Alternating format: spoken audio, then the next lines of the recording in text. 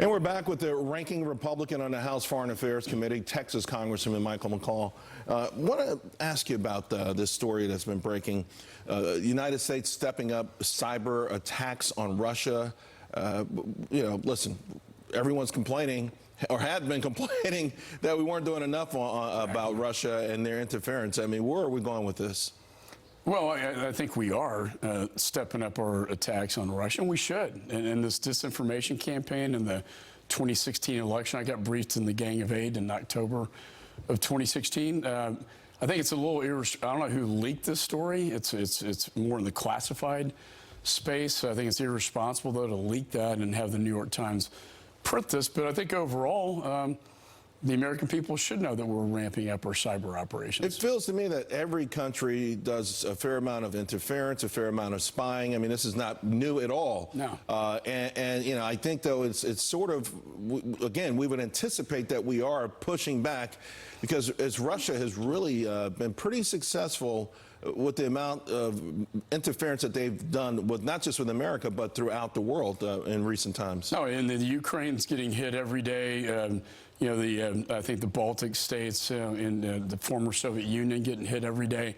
The Russians, unlike the Chinese, who their cyber is more about espionage and stealing, the Russians are very aggressive at trying to bring things down and also disinformation campaigns. So I think it's a positive thing. I've been briefed on this, that we're responding in a very powerful way against Putin. Just not happy the way the public is finding out. Well, I mean, Putin's not our friend, he's our enemy, and we're hitting him back. I want to ask you about immigration. Of course, that's a very, very hot topic and a few things going on.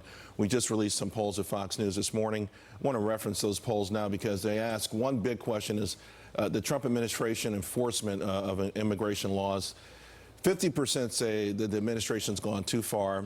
24% say not far enough, and another 21% think it's just about right. So essentially, the country split right down the middle on this. Yeah, it's always a divisive issue, but we do have a crisis at the border. I live in Texas.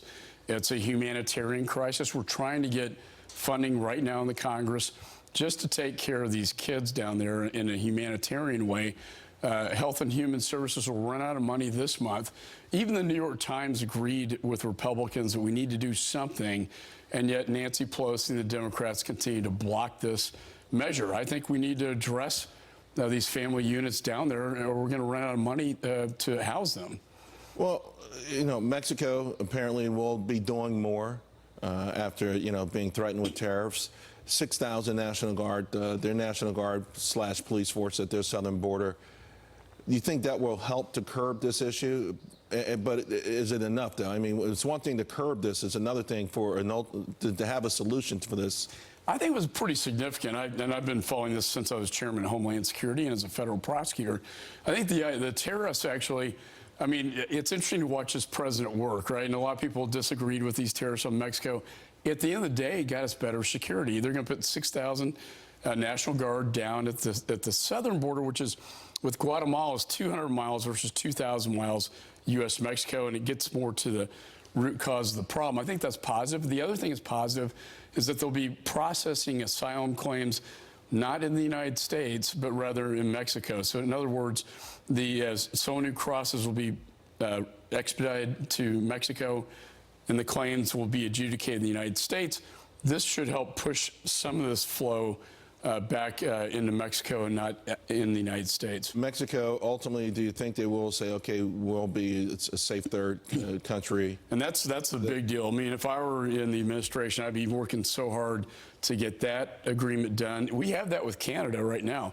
If Mexico signed that agreement, it would change. It'd be a game changer. I tried to change the asylum laws with Chairman Goodlatte last Congress. Every Democrat voted against it, but we need to change those laws. But short of that, explain to the audience though what that would mean, how that changes the dynamics of everything. Well, we would treat people from Central America the same way we treat people from Mexico. If you touch base in the United States from Mexico, you're expeditiously removed from the country. If you come from Central America, you're granted special status and you can actually stay in the United States.